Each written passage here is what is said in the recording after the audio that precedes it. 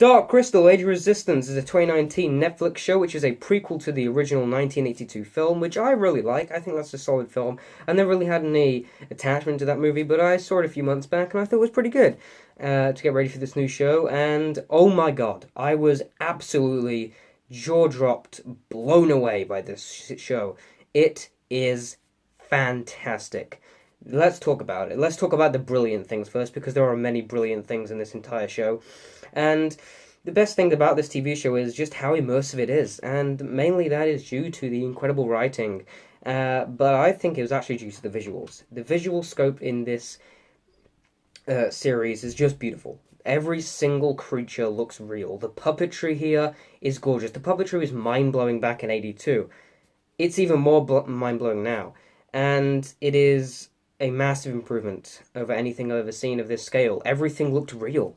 It looked gorgeous. The production design here was just amazing. This world that they built up, beautiful stuff, absolutely gorgeous. The CGI that is used is pretty much flawless.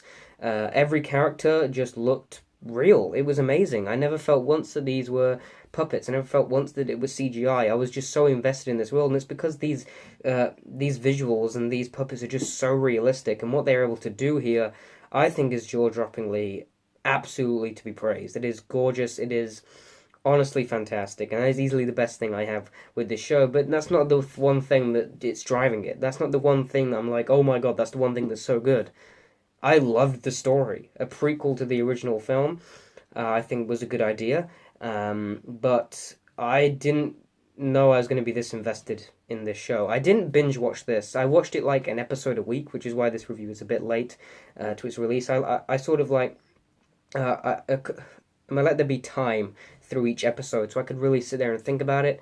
And I believe there are 10 episodes, and my only issue with that comes in with some of the pace, but I'll get there when I get into my flaws, which there aren't many at all. I honestly think this show is absolutely gorgeous and brilliant, but I really did care about the characters. I loved the characters. The voice acting was superb. I loved the Skeksis as these really evil, disgusting creatures that you just... Oh, I hated them, but I loved them at the same time. They were hilarious, they were disgusting. Oh, loved those creatures, loved what they did. And the Gelflings as well. I really felt for the characters here.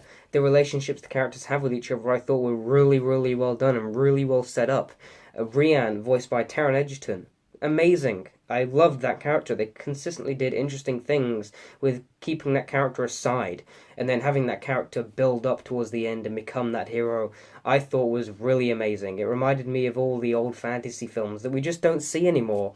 And this show just had 8 hours of it, and I thought it was amazing, and I just loved it. My jaw was dropped throughout this entire series because I just wasn't expecting it to be this amazing. I wasn't expecting to be this invested, this emotionally invested. I really cared. It affected me. I was really emotionally invested in these characters and this story and this adventure they're going on. I really liked. It's one of those adventures where you have a multiple different stories and multiple different characters on each of their adventures, and then halfway through the series they all just come together in a big close. All the characters come together, all the stories come together, and you just feel so overwhelmed in awesomeness because all these different stories are coming together. And there were also many surprises. The show really goes for it. You know, there's some gruesome things in there that I thought were really well done. There was some disgusting imagery that I was just like, but I'm glad that they did that. That's amazing. The action sequences as well, fantastic. Again, these are all done with puppets, and the action sequences were really real. And I thought they were fantastic. Easily a highlight of this entire show. The last action sequence I thought was gorgeous. I thought that was a really well done sequence because there's something going on for the characters. You know how much this situation means to these characters, and they sort of feel isolated from everything else. It is very similarly structured to very other Netflix shows like Stranger Things. It is actually structured in a very similar way because that structure works, and I think they did an amazing job. The direction here is gorgeous. The camera is always moving around. You get these beautiful wide shots of incredible sceneries and gorgeous imagery. But it was really the characters and the story and this adventure that got me loving this show even more than I thought I ever would. In terms of my issues with it, I do have a few, and they are very minute. But in terms of pacing, there are a lot of scenes, especially with the Skeksis, that sort of just took me out of the adventure, and I wish there was less of them. I really love them when they're on screen. It's just that they tried to give them more screen time. They put in little small scenes in there that I didn't think needed to be in there, and sometimes the pace did feel very rocky. It felt a bit like this. Like, one episode was brilliant. The next episode was a bit more boring and set up for the next episode. That episode was brilliant. The next episode wasn't as good. Like, episode 1 I thought was fantastic setup. Then episode 2 was a little bit boring. Episode 8 I thought was fantastic, and I thought that was the best episode.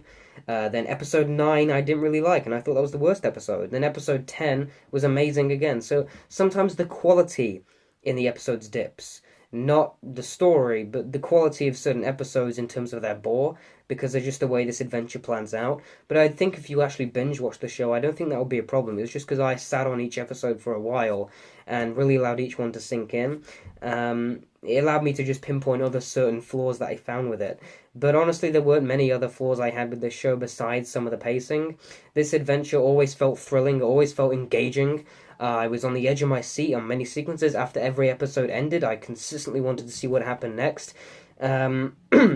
There was a lot of really thrilling moments, and again, I was just really invested. I honestly was just so immersed, and after each episode ending, I was just like, no, I need to see the next one.